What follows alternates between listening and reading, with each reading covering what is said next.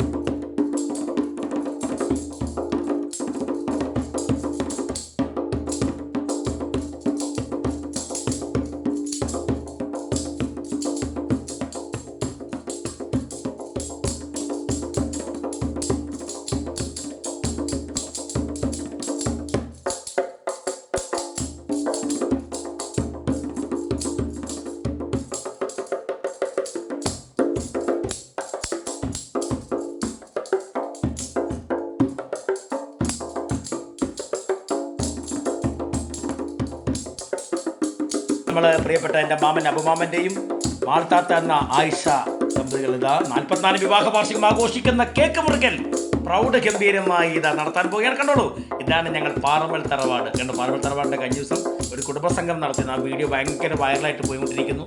ആണുങ്ങളെ ഒപ്പന. ഇപ്പോൾ ഇതാ മകൻ റഫീഖ് ആണ് അങ്ങോട്ടും ഇങ്ങോട്ട് കേക്ക് കൊടുത്തു.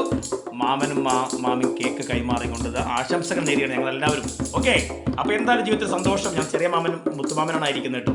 ഇത് ബൈജു എന്ന മുഹമ്മാലി, അതുപോലെ തന്നെ ഞങ്ങളുടെ ഇവിടെ മാമൻ്റെ മരുമകനാണത്. അങ്ങനെ എല്ലാവരും ഉണ്ട്. എല്ലാവരുള്ള ഞങ്ങളൊരു 100 ആൾ കൂടിയ ഒരു ചെറിയ ഫംഗ്ഷൻ എന്ന് ഞങ്ങളുടെ മനസ്സിൽ വലിയ സന്തോഷം. റോസ് പൂ കൈമാറുന്നു.